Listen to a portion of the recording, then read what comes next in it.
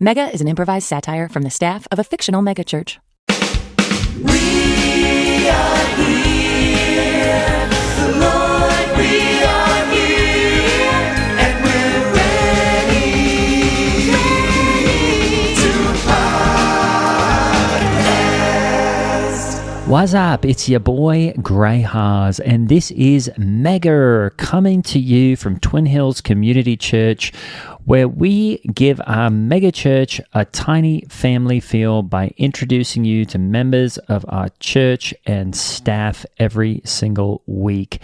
You guys, I am just so excited. I don't know if that's the right word, but I am looking forward to my conversation today with someone that you all might know. He is related to my co-host Halle, and his name is Day Labont. We've had some really good conversations together about being a young person and faith and trusting Jesus with your whole life and everything you do. And Day is really, I would say, growing in his faith and learning to ask the right questions and then get the right answers, which I am happy to provide. So without further ado, Day, how are you doing? Thanks so much, Gray, and thanks for having me on, and thanks for some really great climaxes lately. I've really been enjoying it. My friends and I, we love coming to Climax, and I really appreciate you taking the time to talk to me. Didn't you love the wiffle ball thing that we did the other day? Yeah, that was so awesome. Oh, yeah. That was so good. I had so much fun doing that too. Hey, I want to talk about suicide because your mum called me all bent out of shape and worried because she said at your school you've been having a lot of assemblies about suicide. And, you know, that is something that is on the rise among young people. I don't know why. It's a bit crazy. But, Day, I guess I wanted to reach out to you and just kind of put your mum's mind at ease when it comes to suicide. What are your thoughts? Do you know anybody that has done suicide? Have you ever thought about doing suicide and all that? So what's going on with suicide in you, Day? Thanks for caring and asking. Yeah, we've had a lot of assemblies, and we have social workers talking to us about death and stuff like that. I've told my mom that I'm not a danger to myself. I don't really have suicidal ideation, I guess, besides like the regular stuff that you sometimes get, like that's normal, like when you get your feelings hurt and you're like, oh man, like, oh, wouldn't they be sorry or whatever, you know what I mean, like on a bad breakup or whatever. But like, no, I actually think I'm kind of like scared to death, to be honest. I have like anxiety about it, and so I just ease your fears and my mom's fears. Like I do know two different people. They weren't my friends, but I have known two people from my high school who have committed suicide. Let me just kind of nip for a second. First off, no, I don't know what you're talking about. I've never thought about suicide ideation. Don't even know what that is, because Day, really, once you put your trust in Christ, you're not going to ever... In Jesus specifically. Right, exactly. You're never, ever going to want to think something like that, because you know what, buddy? Jesus died for our sins, and that death is the, that is the victory over death. His death was the victory over death. So I know, some of these things when you're a young person, you get all mixed up and you think, oh, I wish I was dead or whatever. But I'm just here to tell you, buddy, that... death, where is thy sting? It is gone. And so, yeah, I've never really thought about that stuff, and I don't think you should too.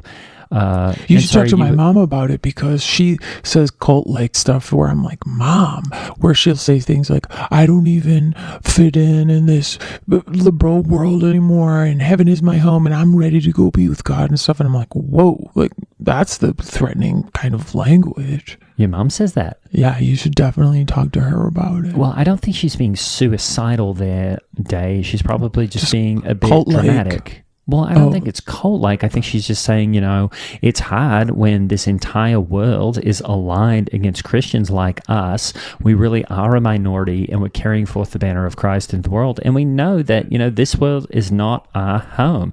And so, sometimes that can be daunting for your mum, because she's out there every single day trying her hardest, bringing people to Christ. And I'm sure that gets discouraging, but I don't think she's wishing for death.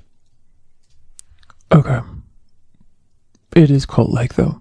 What do you mean by cult-like? And also, Dave? Christians aren't the minority. They're like, we're basically living in a theocracy in this country. I mean, God is on the money, and like the GOP is basically overrun. Like it's in partnership with evangelicals, and like, I mean, the very calendar we use is based on Jesus and Christ specifically. So, Hey, Dave. What did I tell you when you walked in here? I said, hey, we're going to talk no about death. politics. I said we're going to talk about suicide. Okay, yeah. So let's keep it positive. Let's not talk about, once you bring politics in the conversation, I mean, you make suicide depressing. So, okay, let's reset for a second. Let's talk suicide. Day, I want to be a good listener. I'm here for you, buddy. And I just want to know, what are you thinking about death? Is this haunting you or something? Well, I feel like because I grew up in the church, I'm used to being faced with death all the time. Mm-hmm. Yes, that is true. There is some death in the Bible, but there is a lot in the Bible that is not about death. Day. There's the birth of Jesus. Right, where Herod killed all the babies born at the same time. So Jesus, birth story is also a pretty big death story. Okay, well, Noah's Ark, all the cute animals lining up 2 by 2.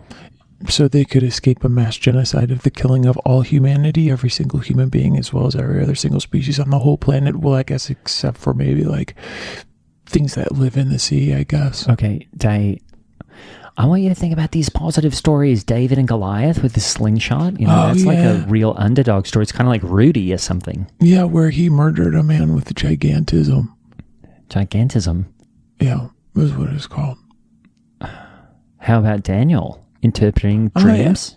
Yeah. Nebuchadnezzar? Oh, yeah. Where Daniel was, interpreting Nebuchadnezzar's dreams and foretelling the coming invasion of the Persian Empire that was going to conquer Babylon. Like, basically, death was coming for all of them. That's what those dreams were. I guess, Day, you don't have to burst every bubble. Moses, blanket, being saved by the princess, the Pharaoh, the whole river thing. Yeah, good story. Where God's people ended up having to kill animals and spread blood over their doorways to signal God's angel of death. Like, don't kill our families, because the death angel was moving through their civilization, killing all their newborn babies. I like to think of that as the icing on the cake, not the cake. I mean, what about Garden of Eden? Huh? Well, God placed a death tree in there. Okay, look.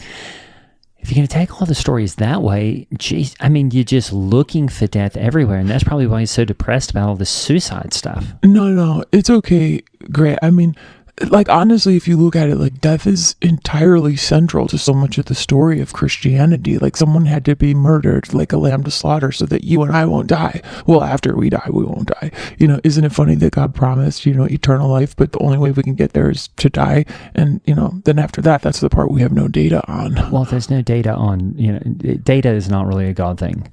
Okay. And, eternal life, you don't need data. Okay.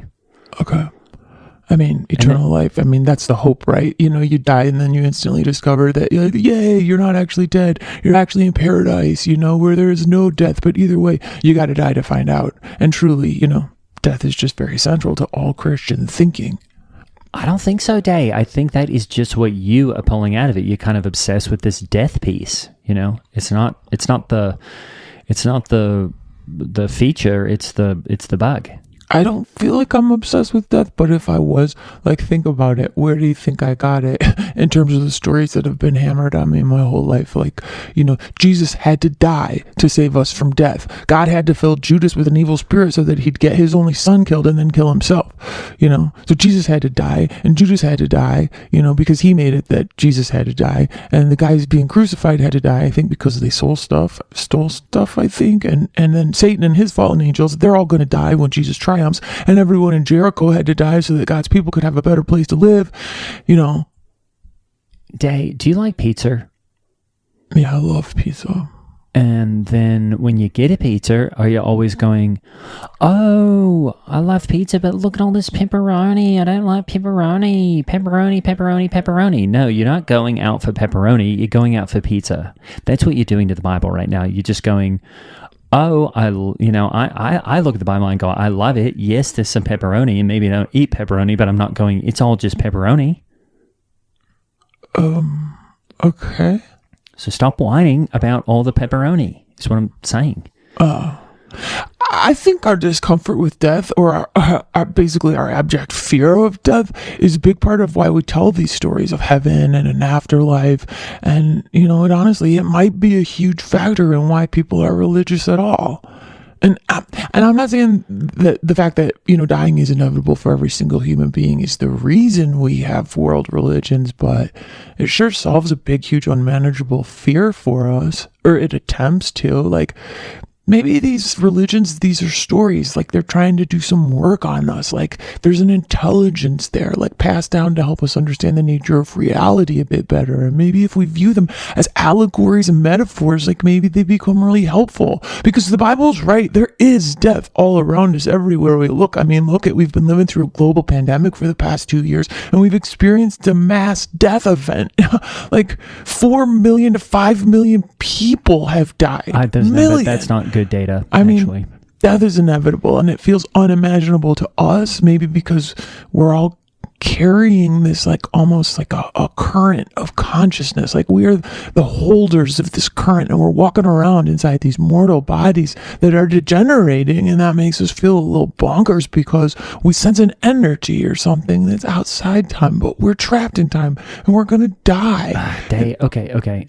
First off, I just want to say that COVID thing you said, it was old people, obese people, and old obese people with pre-existing conditions. So, yeah. Okay. That's So we what can my agree on mom that. says too. My mom heard on Fox News that that people were dying of gunshot wounds and stuff, and the hospitals were saying it was COVID deaths and stuff to like tick up the numbers and everything. Oh, they do But, that day. Believe me, I know. I had a neighbor die of COVID.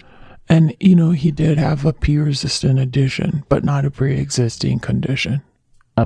What? A P-resistant addition? Yeah.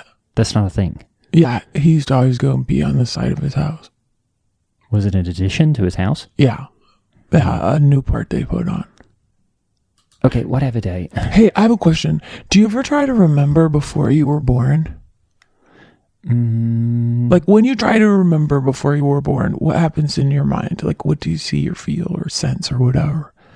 Honestly, Day, I only really remember the last 10 years, and then everything before that, maybe 15 years.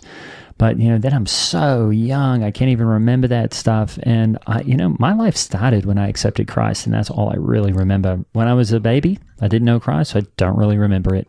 Oh, it sounds like you have trauma. Like trauma, a lot of times, like really does mess with somebody's memory. Not at all. I feel great. Oh, well, sometimes I try to think about, I try to imagine or remember or sense like what it was before I was born. And like, there's sort of nothing there. Like I can't conjure anything. And like, what if death is like that? Like, we didn't mind what it was like before we were born. In fact, it's been a lot more painful since we were born. But then again, like, what if death isn't nothingness? Like, what if death is like better? What if it's a rite of passage or a transformation and it's way better than all of this? Like, we're attached to this because it's really familiar and we become so attached to our lives and to each other. But what if, whatever's on the other side is awesome? Like it's awesome, yeah. Like Tibetan Buddhists imagine our essence or our soul or our consciousness or whatever is like a wild Mustang, and during our life, it's tied to the hitching post of our physical body. But what if death actually severs that tether, and we become truly free? Okay, Day, I'm going to meet you halfway and say, death isn't nothingness. You're right. It is a rite of passage. Sure, it's a transformation. And yes, maybe you do transform your soul into a little pony that's going to, become God's little pony, and he's going to say, my little pony, come right here next to me. And you just curl up right here on a cloud. Oh. And streets of gold and all the rest, because then you get to spend the rest of your life in worship, in praise, and in complete pain-free love with the creator of the universe, Day, and that is going to be awesome. And so, yeah, you can say Tibetan this, Tibetan that, but I think you're about halfway there. You just need to kind of make the extra step. I don't really like praise and worship. I really don't think it would be heaven to me if it was all praise and worship. Well, then you don't even know what kind of praise and worship it is. It might be totally kind of the music that you do like and you and your weird friends listen to. Okay, good point. But like, what if our personalities and our egos, like, the ways in which we feel separate from, each other, what if those dissolve when we die and we go back into this like glowing stream of unity and connectedness and understanding, and we start to understand that we have all been each other this whole time? Like Ram Dass says, when I don't know who I am, I serve you. When I know who I am you. Ram Dass, who is that? Oh, he's like a teacher. Where, at your high school? Yeah. Because he sounds like a druggie or something. He should be reported. Well, he doesn't teach in my high school, but that's where I learned about him. Okay. Well, I hope he's dead. I don't know, Gray. Like, maybe our very existence is God. Like, maybe God being outside of space and time doesn't experience change. And so, like wanting to be able to experience change, God has poured itself into this material experience. Like, that's a really interesting idea, actually. Like, if the only way to experience space and time is to become mortal, maybe God put itself into space and time here on our planet and is residing in us. And we have like a few moments, maybe here or there, maybe like that, some people on psychedelics or whatever, maybe some people meditating or like getting to that like place that you can, where you experience that infinity, that is inside us. Like, that is God. We sense it, though, rarely. But like, what if we're fixated on Jesus being God in the flesh and we've reduced it down to one person, like, Buddha or Jesus or Muhammad or whatever, like this one person, they saw the workings or the mechanics of this mystery. And so everybody looks to that one person and says, oh, we bow down and worship you because you have a piece of God. But what if in reality it's in all of us? What if we've been describing ourselves this whole time with these narratives that we've built religions around? Day, I can tell you right now, talking to you, God is not in all of us. I mean, I think that's pretty clear. Also, God isn't in it, Day. It's a he. Okay. And he is also Jesus. Okay. And you're not allowed to say all this other stuff that goes against the Bible, okay? Place no other gods before me. You're on thin ice, buddy. Like when Jesus started saying stuff that was against like the orthodoxy or whatever of the church, they killed him, right?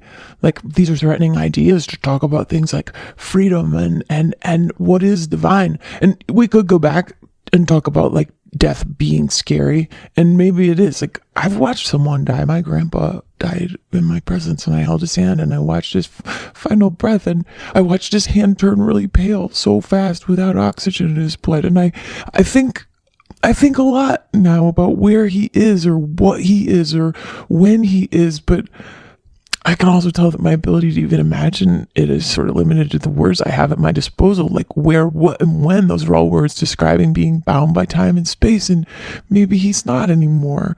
But like, what if there's no heaven or hell or purgatory? What if death is like, sometimes I wonder, like, what if it's like dreaming, where you're stuck in some sort of dimension or reality without a body? Like, I hate dreaming because I don't like not having a body, but that's just me, and it's probably just an attachment that's leading to suffering, honestly. Like, okay. I brought you in here just to give you a little pep talk about suicide. Okay. And I'm sorry about your granddad. Thanks. But we know he's in a better place. I know exactly where he is. Yeah. Because your granddad loved Jesus. And he's with Jesus right now. Okay, so we go to heaven. So, yeah.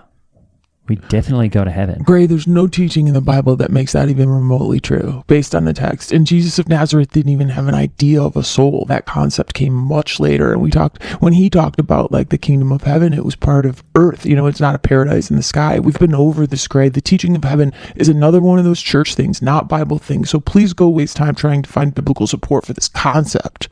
I never waste time reading the Bible, and I can't wait to come back and show you 100 places where Jesus did believe in the soul and Jesus did know that your soul was going to heaven. Okay, have at it. I can't wait to hear it. I just don't have my Bible with me right now, Day. It's okay, Gray, to say, like, we have unanswerable questions that come up in this life, and it's hard to think of a void or a complete absence, maybe because there is none, or maybe because, we only have 5 senses and we only experience 3 dimensions, like, we only have these faculties to sense this much stuff, and we only can experience those things in 3 dimensions. But why would we say there aren't other dimensions besides the 3 that we know? Like, I mean, UV light isn't detectable to the human eye, but bees and butterflies see it. They see an amazing spectrum of colors, like including ultraviolet colors. And would we dare tell a butterfly, like, hey, that's ridiculous, you're not seeing ultraviolet just because we can't? Well, now it just looks like you're crazy because you're out there talking to butterflies. I think it's just like it's hard for us to imagine and ruminate on things that we can't comprehend, like death. Like, and so we become terrified of it. And think about, like, our society is so terrified of death that we have outlawed suicide. We're like, that is illegal. No one can do that. And look what we've done to, like, the funeral experience. Even when somebody dies of, like, quote unquote natural causes, like, at least in this country, it's a very weird embalming process where we turn someone into this, like, weird stiff statue of themselves, and then we put makeup on it, and we don't talk about it, and we don't mention death around children. We do not speak about death around kids, which gives it this weird, like, supercharge. It just becomes this, like, really charged issue because it's so totally repressed in our society. And because it's so prohibited, we become weird about it. But it's definitely going to happen to every single one of us, right? Like, none of us are getting out of here alive. So maybe it would help if we kind of, like, normalize talking about it. Like, talk about death, explore it, become curious about it. But, like, honestly, the church's interpretation of the Bible isn't really doing any favors for us when it comes to processing the fact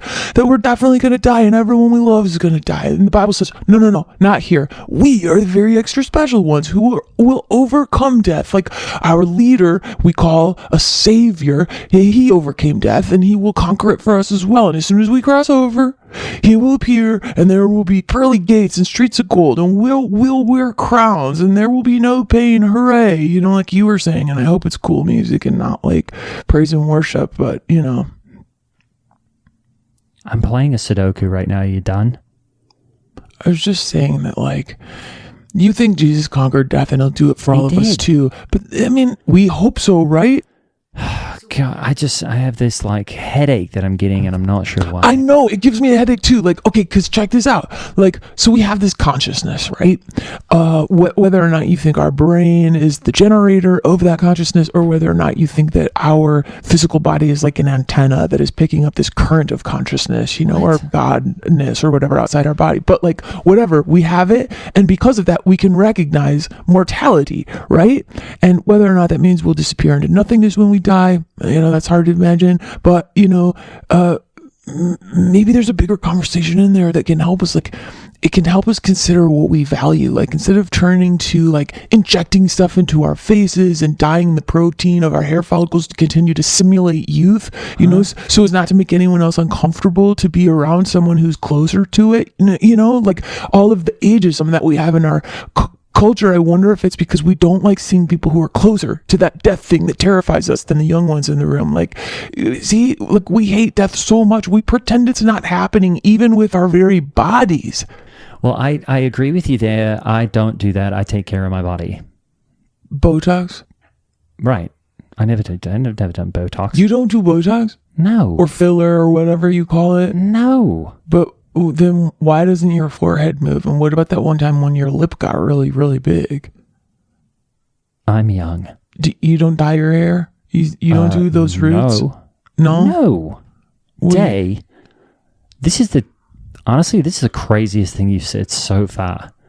Well, speaking of our bodies, insane. Speaking of our bodies, I want to bring up shame for a sec, because great, let's go from suicide to alien consciousness to shame. This is just going great. Well, shame can be a real, like, shame can lead to the idea of, like, suicide and stuff. And honestly, the way I experience shame, it sort of like feels like a small death in my body every time it comes through me. Like, but I've honestly been kind of, like, affected by, there are these, like, new movements to reduce shame, and instead of using it as a tool to control people. Like, think about it in terms of shame culture, the shame of sin or slut shaming or the scarlet letter, you know, the big red A for adultery. Well, I read it. It was a bit boring. There are new ways and new ways of looking at it, like promoting body positivity and sex positivity. Like, I think that actually is something that might be like extremely dangerous for the church. Oh, yeah, like definitely. the church peddles in shame. You know, it's one of the church's sharpest weapons to keep people regulating themselves with their own self-hatred and to keep them coming back and feeling like they need to be saved. Like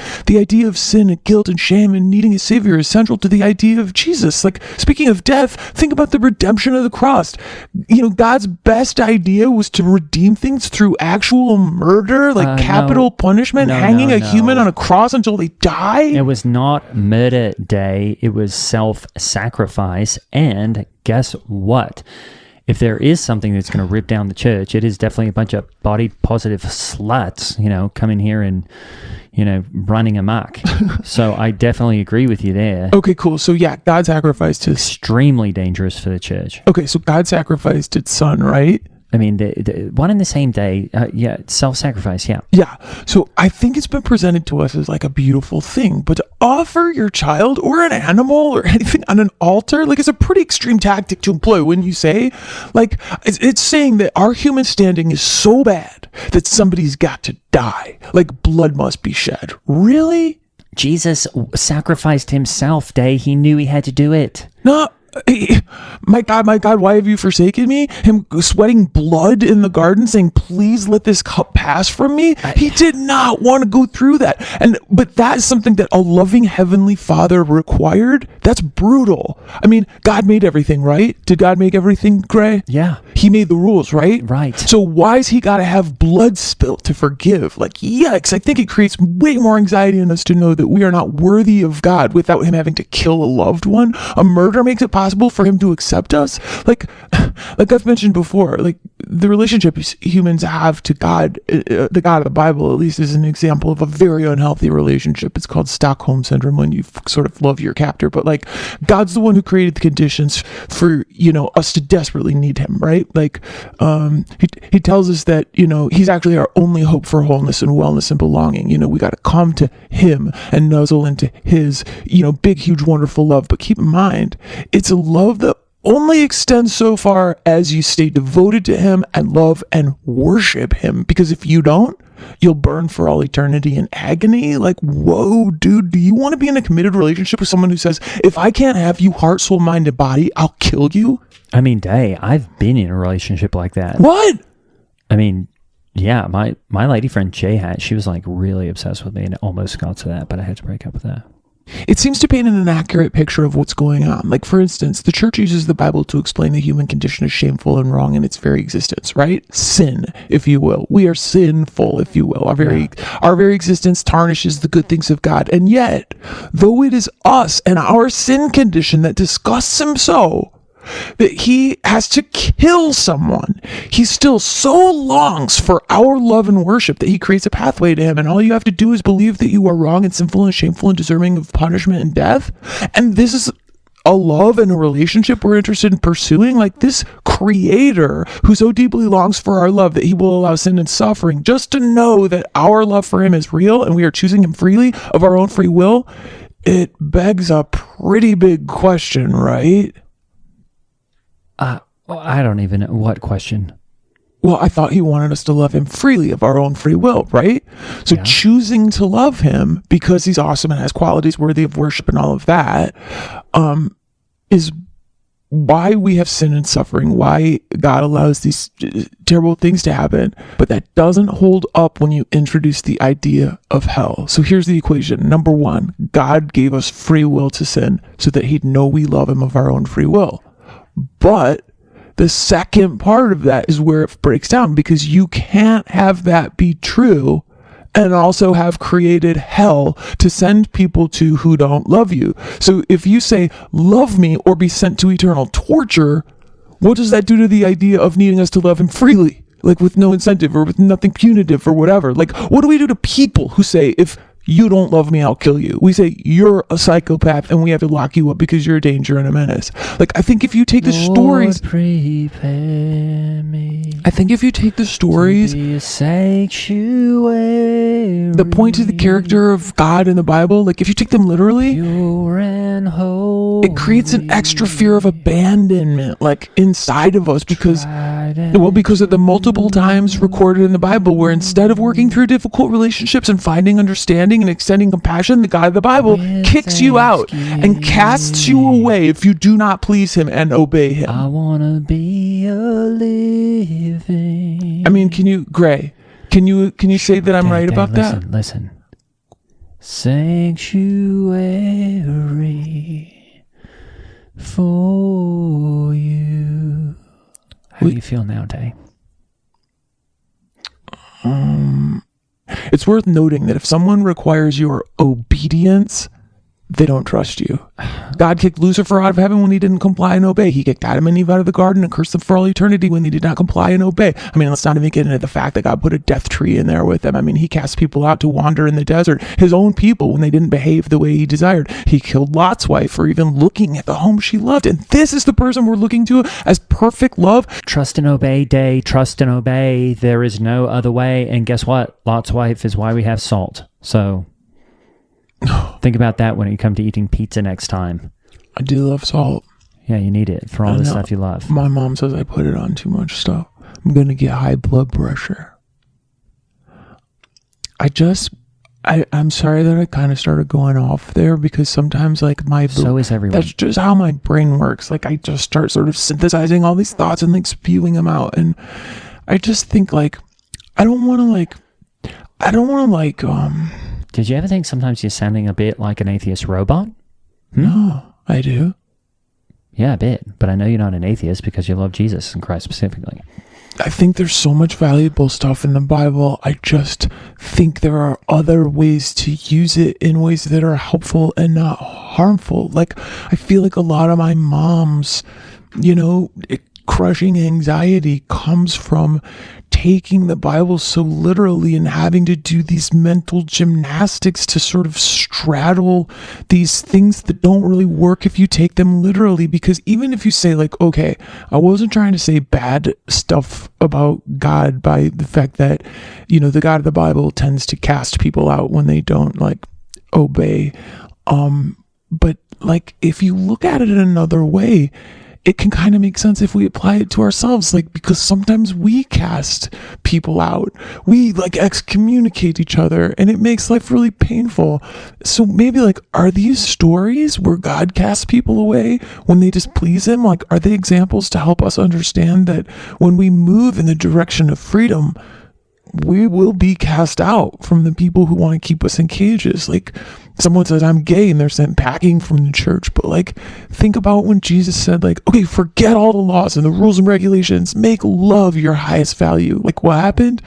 They killed him. So like, I don't know, it feels like in my short lifetime there's been a bit of a feeling of like freedom starting to emerge. Like, say with this stuff we're talking about, like, maybe thinking like your body is good and you're good and decent and you're an important part of the fabric of creation and you have value in your uniqueness. The fact that you're alive is really great and you have worth and you're fundamentally good. Like, if people start thinking about themselves that way, they won't fit in well at church, like acceptance of oneself and of each other, it's like kryptonite to shame. And shame is the thing that makes people seek community and help and belonging in the church a lot of times. Or you know what? Maybe it's not that we're fundamentally good and unique and worthy and significant. Maybe we're wildly insignificant. Like, we are one little speck on one little tiny planet in the cosmos. Like, but if we are God incarnate and our bodies will return to dust and the current of our consciousness or the energy of our life force or whatever, if it continues on in limitlessness, like that infinity symbol, it signifies eternity, like in mathematics, but also metaphorically, it represents love. And Jesus said it's all love, Yes, exactly. Love. It's all about love, and all the rest of the stuff that you just said, who cares? All the other stuff, because it is about love. Love is the opposite of death. Jesus is love, and I don't think your mom is anxious. I think that is crazy. I've never heard her be anxious about anything, so don't worry about that. She tries to stay glasses half full, but I'm happy we're talking about love. Well, the glass is half full because she filled it back up, Day. Yeah. I think... And Jesus fills up the other side. Actually, I think it's kind of cool that we came around in this conversation. We came around to love, actually. like all the stories that came from like people making phone calls before the planes hit the twin towers or went down in the Pentagon, like all the calls people sent out from that plane, they were messages of love, like in the face of death they realized it was all Dave, about you're love. actually just describing the opening of Love Actually. Oh. I've seen, it's one of my favorite movies. You don't have to, you're just plagiarizing Love Actually. Oh, Have you heard of that movie? Yeah, my mom likes that movie. I wasn't allowed to watch it because one of the storylines has a sex scene in it. Okay. Well, you weren't even around during 9/11. I was barely around. How old were you on 9/11? What we're talking about is love, and I think that's right. And whose motto has love in it is, it's sort of the essence of the LGBTQIA plus community. It's love. Like the essence of the Christian story is supposed to be love too. But because like in Mark 12, Jesus tells his followers very plainly to love the Lord their God. That might mean love yourself. Because then he follows it up with love your neighbor as you love yourself. Against those things, there is no law. So like evidently to Jesus, he wanted the world to know his followers by the amount of love that they lavish on themselves and the world.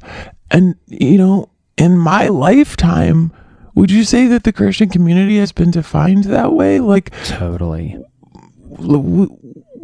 Would you say that love is the fruit falling off of the church's tree? Yes. Because Jesus told us to abandon any law that does not promote love. And love who you love is the slogan for the LGBTQIA plus community, not the church. Like the church community is known for the phrase, love the sinner, hate the sin. Like they actually have the word hate in a slogan that's supposed to be about love.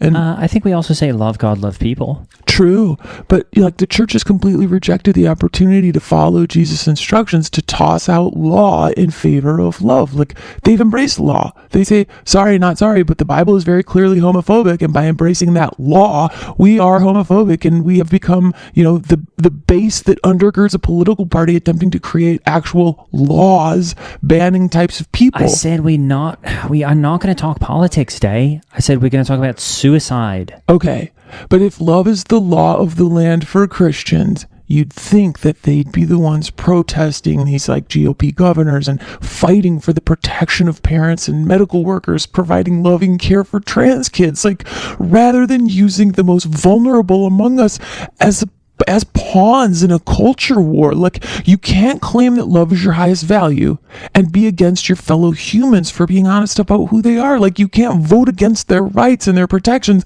and claim that you abide by a message of love. We do love those people. We just don't love what they love, and we don't like what they love. So they shouldn't love that. Yeah, because at its essence, the church functions as a sexual regulatory society. Like, so any amount of sex positivity is going to be a massive threat. You're basically saying, like, are you going to be in a camp that says, sorry, not sorry, but those type of people are wrong?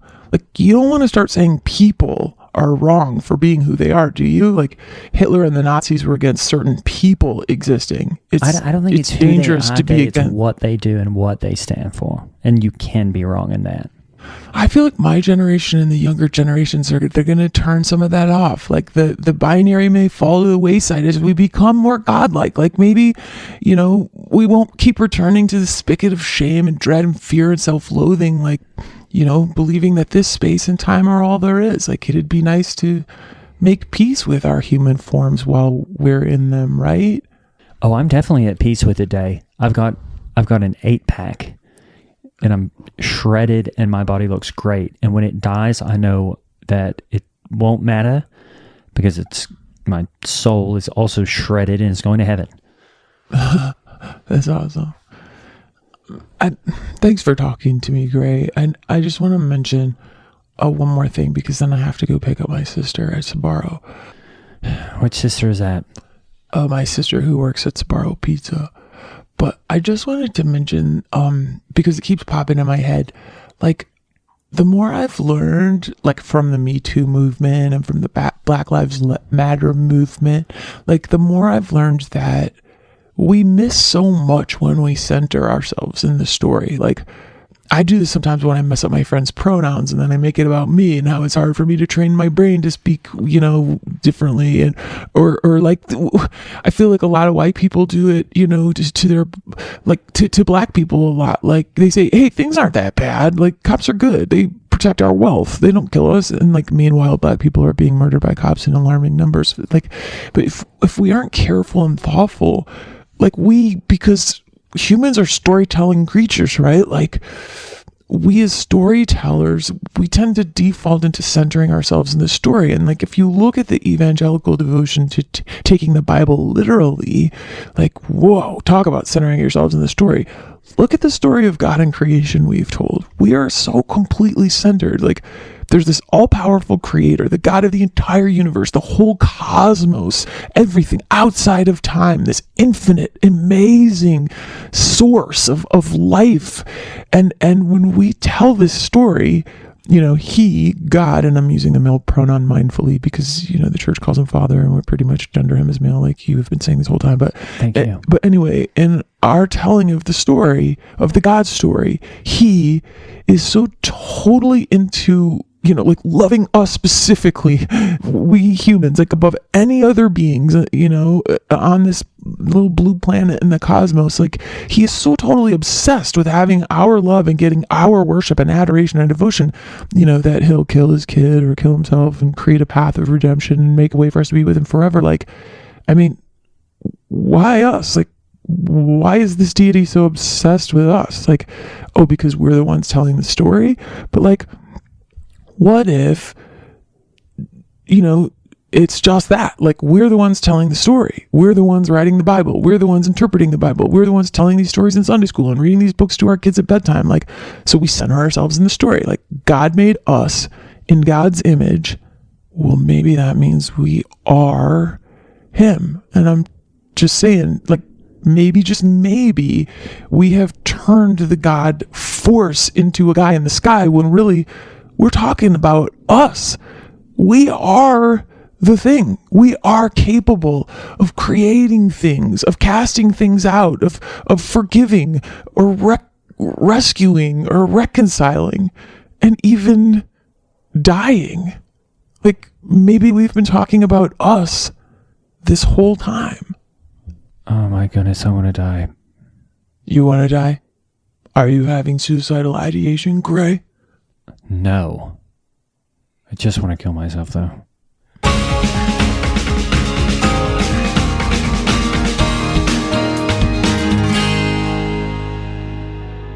De Labant was played by none other than Halle Laurent. You can hear her every single week on this podcast playing Halle Labant. Grey Haas was played by Greg Hess. Follow us and Mega the Podcast on Twitter and Instagram. And if you really want to get out of hell free card, support us on Patreon. The link is in the show notes.